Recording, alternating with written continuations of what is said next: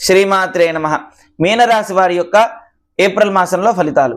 వీరికి ఏలినాటి శని ప్రభావం చేత అనవసరమైన విషయంలో ఎక్కువగా తలదూర్చడం జరుగుతుంది. చాలా జాగ్రత్తగా ఉంటే మంచిది. ఎందుకంటే అనవసరమైన విషయాల్లో తలదూర్చడం వల్ల మరి ఖచ్చితంగా కూడా నిందలు ఏర్పడతాయి, అనవసరమైన తగాదాలు ఎదురవుతూ ఉంటాయి. అనవసరమైన విషయంలో ఎక్కువగా కూడా విరోధాలు, శత్రువులు ఎక్కువగా అయ్యే అవకాశం ఉంది. కాబట్టి చాలా జాగ్రత్తగా ఉంటే మంచిది.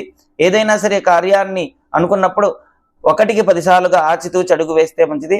అనవసరమైన విషయంలో ఎక్కువగా కూడా తలదూర్చకుండా చాలా జాగ్రత్తగా ఉంటే మంచిది. శత్రుపరంగా ఎక్కువగా కూడా ఇబ్బందులు పడే అవకాశం ఉంది. అదేవిధంగా మానసికంగా ఎక్కువగా సమస్యలు ఏర్పడే అవకాశం ఉంది. కానీ చాలా జాగ్రత్తగా మౌనంగా ఉంటే మంచిది.